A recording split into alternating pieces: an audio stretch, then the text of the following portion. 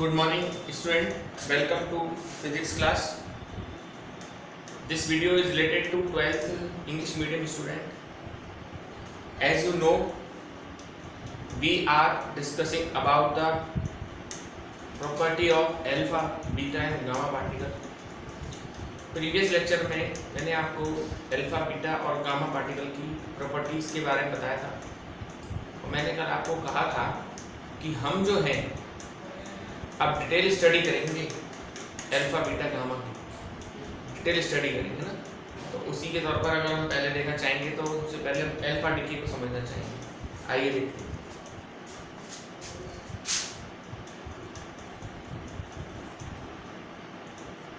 Alpha decay, जैसा कि आपको बताया गया था कि अल्फा पार्टिकल जो है वो डबली चार्ज हीलियम न्यूक्लियस है।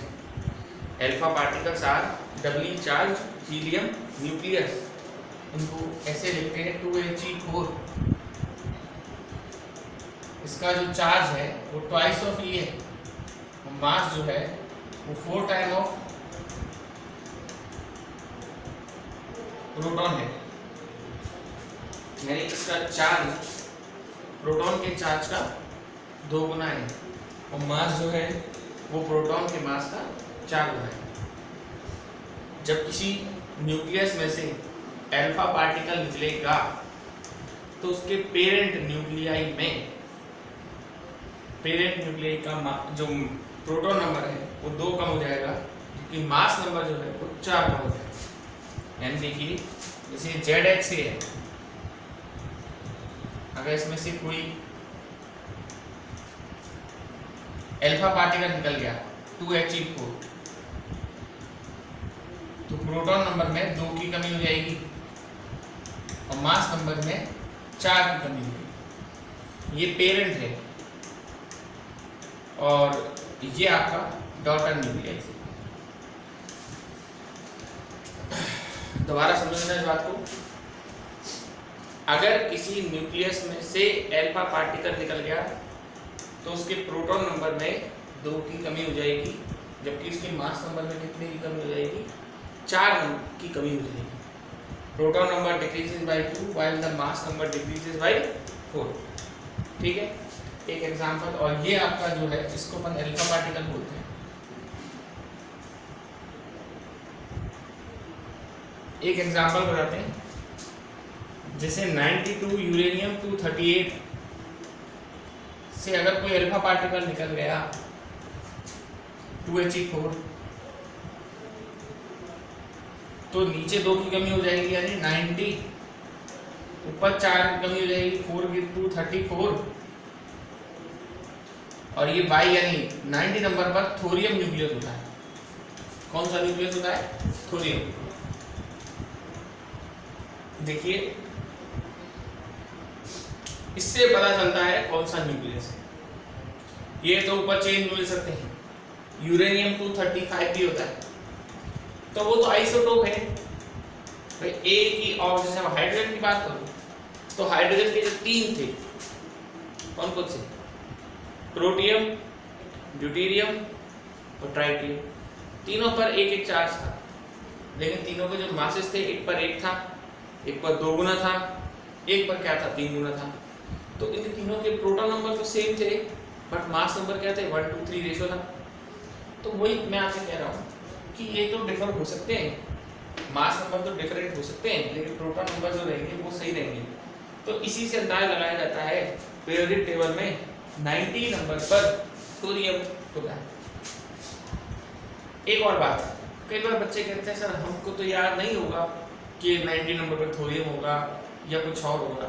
तो ऐसा होता है क्या, कभी जब भी अल्फा डिके का क्वेश्चन पेपर में आता है तो उसमें कभी भी कहीं भी जिक्र नहीं होता इस बात का कि आपको प्रोटॉन नंबर लिखने हैं या मास नंबर लिखने हैं। मतलब अगर अल्फा डिके का क्वेश्चन आया ना आपके लिए तो ऐसे आएगा।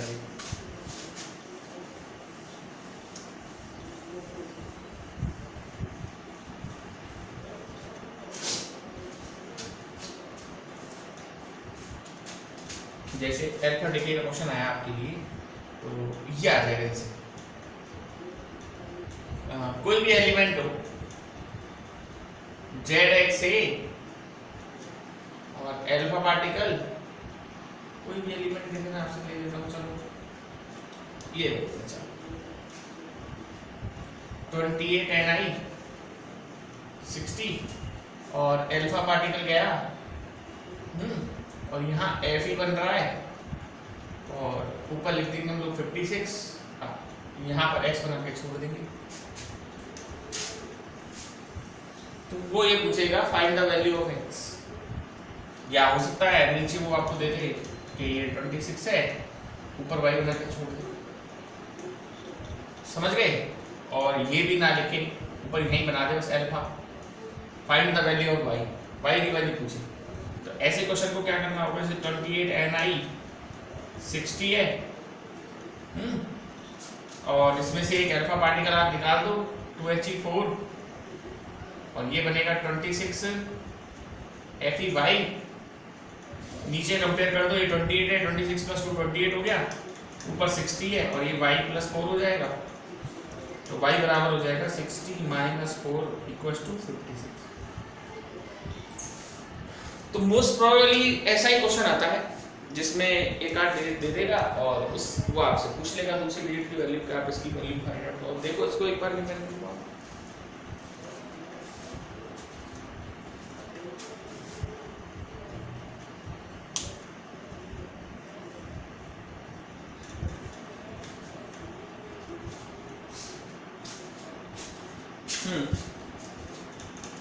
देखिए मैंने आपको बताया था, कल ही बताया था जब गामा रे आपको समझाया था, तो आपको ये कहा था कि गामा पार्टिकल कुछ होते नहीं है, गामा पार्टिकल तो हाई एनर्जी के फोटोन हैं और ये कब निकलते हैं, जब अल्फा डीके होता है और बीटा डीके होता है। तो सीधी सी बात है, अगर अल्फा डीके होगा तो अल्फा डीके से आपके जो है एनर्जी रिलीज होती है। When there is an alpha decay in a nucleus, then energy release। अगर किसी न्यूक्लियस से अल्फा डिके होता है तो एनर्जी आपकी क्या होती है, रिलीज होती है। तो आइए देखते हैं, जैसे ZXA रिएक्शन है आपकी, ZXA और ये Z-2Y A-4 प्लस 2He4, आपको बताया था मैंने कल कि इसमें एनर्जी रिलीज होती है। भाई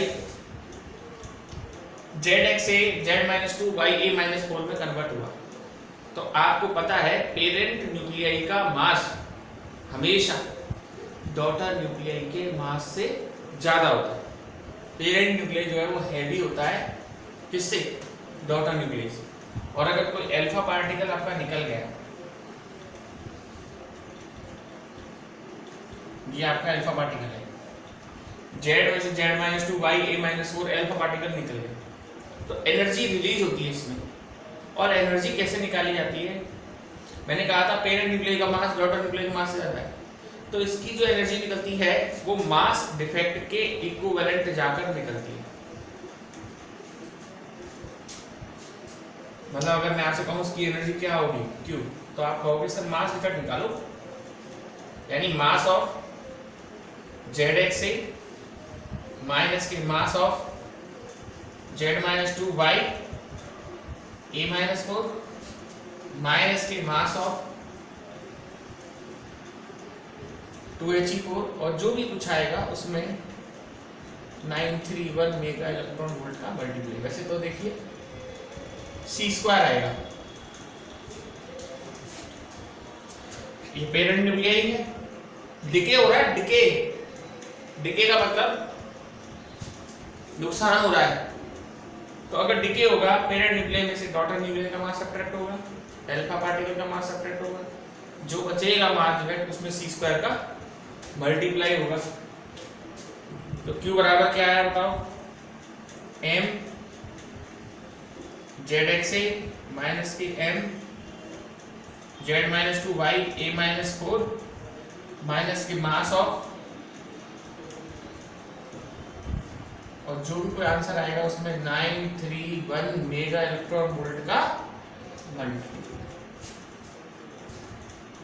बहुत सिंपल से ही बनेगा क्वेश्चन, थोड़ा लेंथी हो जाएगा तो इस तरह से एनर्जी इसमें से रिलीज होती है। ठीक है, आगे चलते हैं।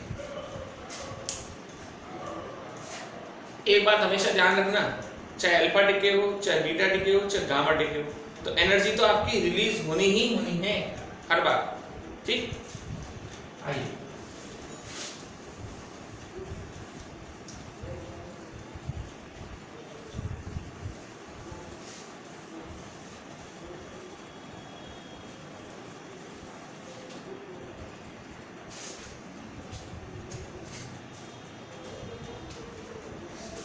अब बात चल रही है kinetic energy of alpha particle.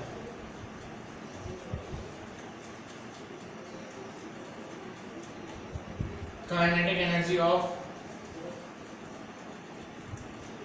Alpha particles.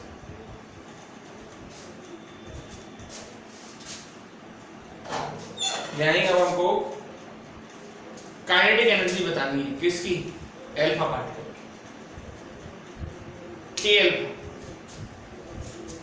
देखो काइनेटिक एनर्जी निकाली जाती है कोलिजन से।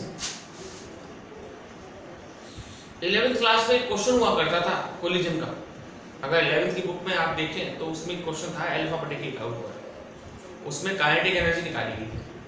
तो kinetic energy of alpha particle का सीधा फॉर्मूला पर लिखा रहे हैं आपको, और वो है k alpha equals to a-4 upon a into q।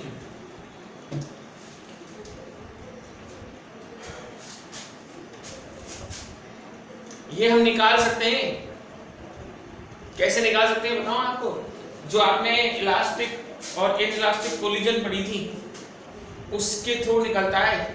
ये इनइलास्टिक कोलिजन होती है, वहां से निकल के आता है k अल्फा बराबर a-4 upon a into q। a-4 daughter निकले होगा, a आपका पेरेंट न्यूक्लियाई होगा, ठीक है, तो Q उसकी एनर्जी होगी। ठीक है, और एक बार इस फॉर्मूले को चेक कर लेते हैं।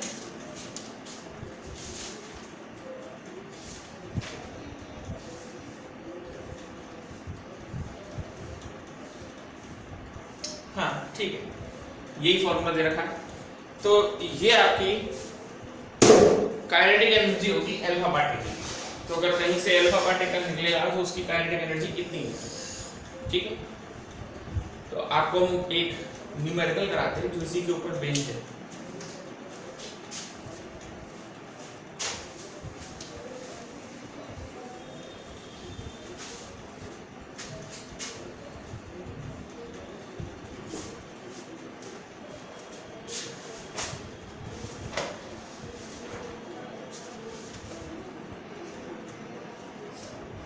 क्वेश्चन नंबर है ये 10वां क्वेश्चन है, आइए देखते हैं।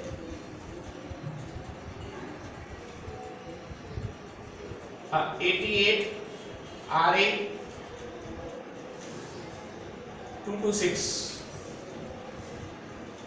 Nucleus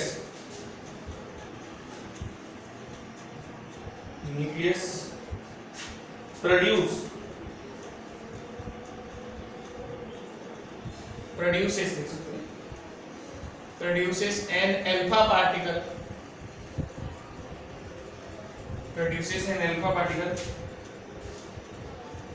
if the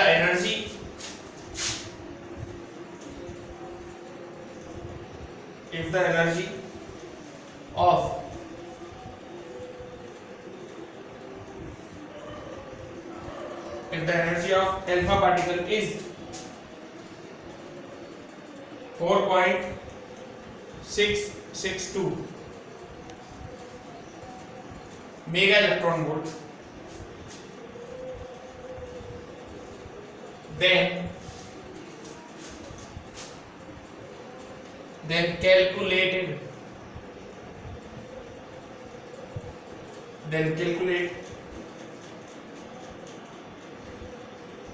the total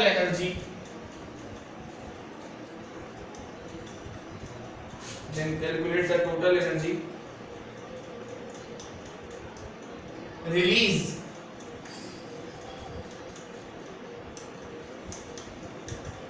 believe in decay। थोड़ा सा उल्टा पूछ लिया गया है।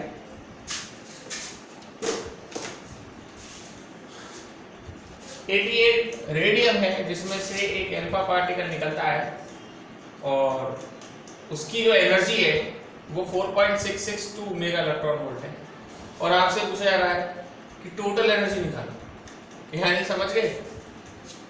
काइनेटिक एनर्जी दे रही है। आप सोच रहे हो सर जिक्र तो कोई है नहीं, काइनेटिक एनर्जी किस बात की? भाई साहब ये काइनेटिक एनर्जी ही होती है, जिक्र हो या नहीं हो। पहले रिएक्शन लिखते हैं 88Re226, ठीक है। अल्फा डिके, अल्फा पार्टिकल निकालो 2He4 और यहाँ 86 है, 86 में शायद रेडॉन होता है, ऊपर 222 और ये एनर्जी Q और K अल्फा दिया है उसने आपको 4.662 मेगा इलेक्ट्रॉन वोल्ट।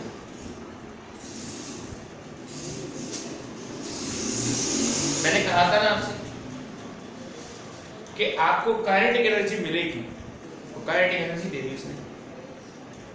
देखिए अल्फा पार्टिकल ये कई अल्फा आ गया और आपसे क्यों पूछा जा रहा है। और अभी मैंने आपको फॉर्मूला बताया था कि अल्फा बराबर क्या है A-4/A इंटू Q।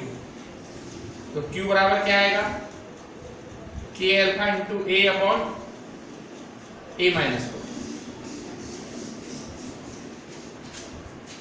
तो K अल्फा आप रख सकते हो कितना है 4.662 और A 226 है। A कितना हुआ आपका 226 और A-4 222, ठीक है। कैलकुलेटर से इस क्वेश्चन को करते हैं।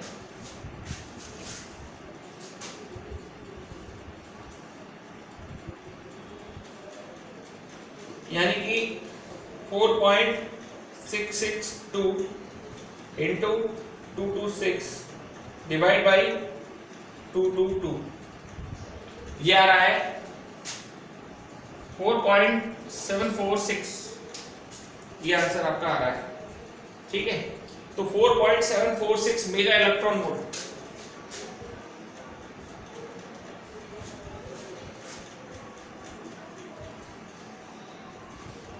ये एनर्जी आ रही है 4.746 मेगा इलेक्ट्रॉन वोल्ट।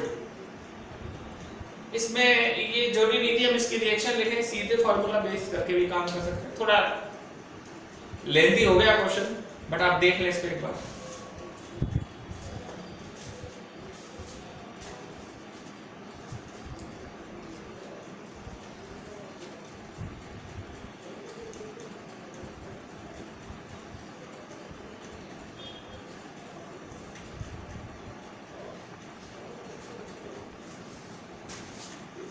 चलिए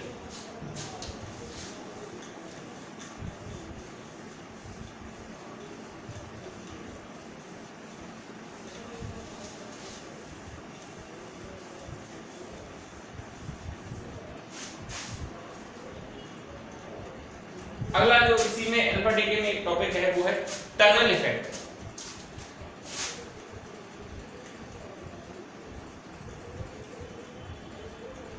टनल इफेक्ट, टनल इफेक्ट क्या होता है? देखिए अल्फा पार्टिकल जो निकलते हैं रिएक्शन जनरली, है ना, उनकी एनर्जी जो है 2 mega electron volt to 8 mega electron volt के ऑर्डर की होती है और लगभग ये एवरेजेबल 4 मेगा इलेक्ट्रॉन वोल्ट के आसपास की निकलती है। अभी जो न्यूमेरिकल किया था उसमें भी 4 पॉइंट समथिंग कुछ था। तो आप ये कह सकते हैं कि अल्फा पार्टिकल की जो एनर्जी होती है वो लगभग 2 mega electron volt to 8 mega electron के वोल्ट के बीच की होती है, इसके बीच में निकलते हैं और एवरेजेबल 4 मेगा इलेक्ट्रॉन वोल्ट के अल्फा पार्टिकल निकलते हैं। अब मैं आपसे न्यूक्लियस की बात करूं, ठीक है, तो न्यूक्लियस के अंदर जो फोर्स होता है उसका नाम होता है न्यूक्लियर फोर्स। और आपको बहुत अच्छी तरीके से समझा दिया गया था कि nuclear force is the strongest force present on earth. और अगर हम न्यूक्लियस के बाहर जाएं तो न्यूक्लियस के बाहर तो इलेक्ट्रॉन होते हैं, और न्यूक्लियस में जो चार्ज होता है, न्यूट्रॉनों पे तो कोई चार्ज होता नहीं, खाली न्यूक्लियस पे कैसा चार्ज होता है, पॉजिटिव चार्ज। तो पॉजिटिव चार्ज और इलेक्ट्रॉन का कौन सा चार्ज हुआ, नेगेटिव चार्ज। ये आपस में एक दूसरे को क्या करते हैं, अट्रैक्ट करते हैं। तो न्यूक्लियस के बाहर कौन सा फोर्स होगा, कूलाम्ब फोर्स। मतलब न्यूक्लियस के अंदर न्यूक्लियर फोर्स और न्यूक्लियस के बाहर कूलाम्ब फोर्स। न्यूक्लियस के अंदर न्यूक्लियर फोर्स और न्यूक्लियस के बाहर कूलाम्ब फोर्स। अब होता यह है, ये जो की बाउंड्री होती है, इस बाउंड्री पे ये आपस में इंटरेक्शन करके, इंटरेक्शन एक तरह का क्या होता है, फोर्स होता है, एक बैरियर बना देते हैं। भाई न्यूक्लियस अपनी तरफ खींचेगा न्यूक्लियर फोर्स, कूलाम्ब फोर्स उसे बाहर लेना चाहेगा, अपनी तरफ खींचना चाहेगा। आप जानते हैं न्यूक्लियर फोर्स स्ट्रांग है, कूलाम्ब फोर्स इतना स्ट्रांग नहीं है। तो न्यूक्लियर फोर्स, अगर कोई प्रोटॉन इलेक्ट्रॉन से अट्रैक्ट होना चाहे तो उसे इस न्यूक्लियस को छोड़ने के लिए प्रॉपर क्या चाहिए होगी, एनर्जी चाहिए होगी, जब भी वो छोड़ पाएगा। ठीक है, तो ये आपस में इंटरेक्शन करते हैं, और इंटरेक्शन करने के बाद ये एक पोटेंशियल बैरियर बनाते हैं।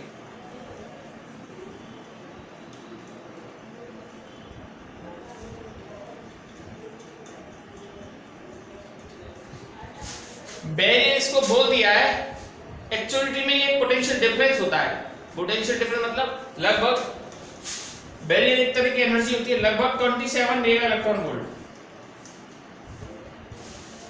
यानी आप अगर किसी भी प्रोटॉन को 27 मेगा इलेक्ट्रॉन वोल्ट एनर्जी दे दो ना, तो वो न्यूक्लियस से बाहर आ जाएगा और कूलाम्ब इलेक्ट्रॉन से इलेक्ट्रॉन की तरफ अट्रैक्ट हो जाएगा, है ना। लेकिन प्रॉब्लम तो यही है, क्या प्रॉब्लम यही है कि न्यूक्लियर फोर्स जो अल्फा पार्टिकल निकल रहा है उसकी एनर्जी तो 4 मेगा इलेक्ट्रॉन वोल्ट है, और आप कह रहे हैं sir 27 mega electron volt energy होगी तभी न्यूक्लियस से वो इलेक्ट्रॉन अट्रैक्ट हो पाएगा। जब न्यूक्लियन निकलेगा वो इलेक्ट्रॉन से क्या हो पाएगा, अट्रैक्ट हो पाएगा। तो कहने का बहुत सीधा सा फंडा है ये कि भाई अल्फा पार्टिकल जो निकले उनकी एनर्जी 4 मेगा इलेक्ट्रॉन वोल्ट थी, ठीक है, और न्यूक्लियस के बाहर जब गए तो वो 27 मेगा इलेक्ट्रॉन वोल्ट एनर्जी के थे, इतनी उनकी एनर्जी है 27 मेगा इलेक्ट्रॉन वोल्ट। तो भैया निकल जाएंगे, कोई प्रॉब्लम नहीं आएगी, कोई दिक्कत नहीं आएगी। लेकिन ये 4 के हैं और ये 27 के, ऐसा क्या हुआ कि अल्फा पार्टिकल उससे निकल गए। फिर एक साइंटिस्ट है गैमो,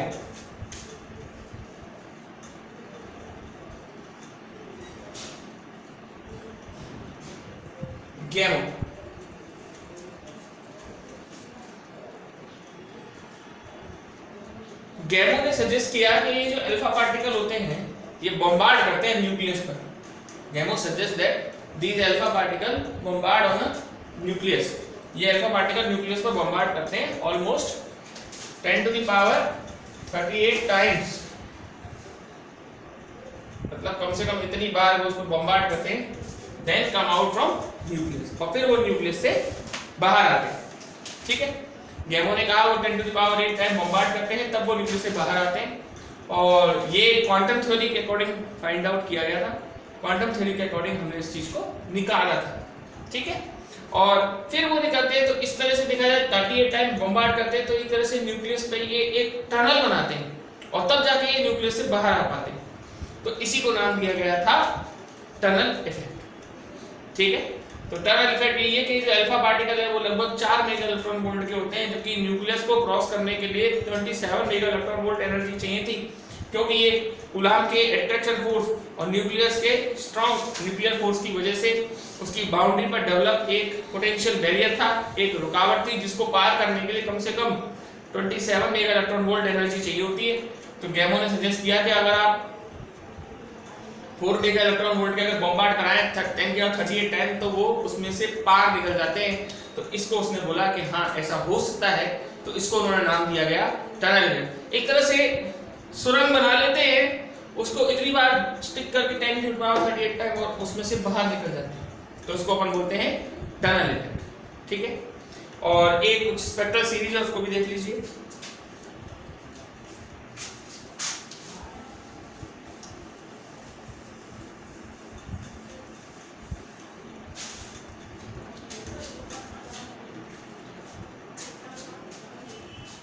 अर्थ पे ना देखिए, आप जानते हैं कि अगर कभी भी अल्फा पार्टिकल निकलेगा तो मास में 4 की कमी होगी, है ना। तो अगर मान लो 4n है तो अगली बार जब निकलेगा तो 4n+1 निकलेगा, अगला निकलेगा तो 4n+2 निकलेगा और फिर 4n+3। तो ये 4 सीरीज मिलती हैं अर्थ पर। मैं आपको पहले सीरीज बना देता हूं, फिर आपको मैं इसे समझाऊंगा।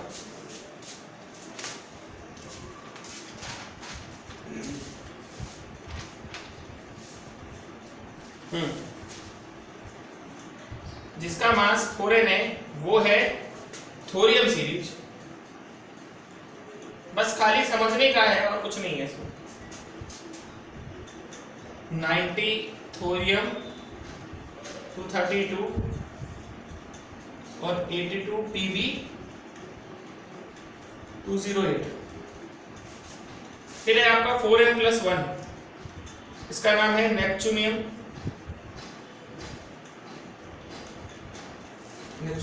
और ये है 93 नेपच्यूनियम 237 और ये 83 Bi 209 बनेगा।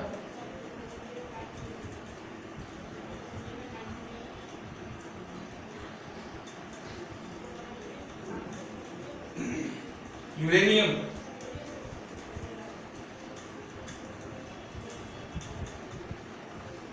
और ये 82 Pb 206 और एक लास्ट है 4n+3, ये एक्टिनियम है। यहाँ पे देखा होगा उसमें ए ब्लॉक एलिमेंट में आते हैं नेपच्यूनियम और एक्टिनियम। और ये 82 यूरेनियम 235।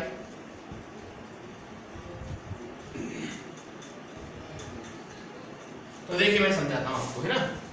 ऐसा होता है, इसमें पहली सीरीज 4n+4n वाली है, तो पहली वाले में ऐसे न्यूक्लियस होंगे जिनका 4 से पूरा डिवाइड चला जाएगा। 4 5 20, 4 8 32। अगली बार नेपच्यूनियम में वो आएंगे जिसका 4 से डिवाइड तो चला जाएगा बट उसमें एक ऐड करना पड़ेगा।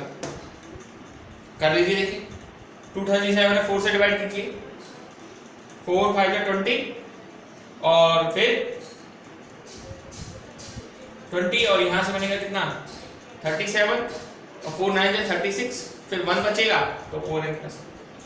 इसी तरीके से यूरेनियम आपकी वो सीरीज होगी जिसमें 4 से पूरा डिवाइड चला जाएगा, बट बाद में आपको उसके मास नंबर में 2 ऐड करने पड़ेंगे। जैसे 8 इसमें 238 में दीजिए, है ना। और लास्ट वाली होगी एक्टिनियम। एक्टिनियम में भी यही है, 4 से पूरा डिवाइड चला जाएगा लेकिन आपको 3 ऐड करना पड़ेगा। शायद आई थिंक 4n+1 सीरीज जो है वो अर्थ पर एग्जिस्ट नहीं करती, बाकी सारी मिलती है। ये 4 सीरीज हैं। आप सोच रहे होंगे क्या सर 4n+4 हो सकती है क्या? नहीं हो सकती, क्योंकि 4n+4 तो फिर 4n से ही हो जाएगा। पहले तो 4n+4 होगी, मान लो यहाँ पे 232 है, 4n+4 हुई तो 236 हो जाएगा ना, और 236 का तो 4n से डिवाइड चला जाएगा। तो 4 तरह की सीरीज मिलती हैं। कौन कौन सी? थोरियम, नेपच्यूनियम, यूरेनियम और एक्टिनियम। खाली सिर्फ समझने का है और कुछ नहीं है। तो आज के लेक्चर में हमने अल्फा डिके को समझाया और उससे रिलेटेड एक न्यूमेरिकल है। कल के लेक्चर में हम बीटा डिके को समझेंगे। Okay, that's all for today.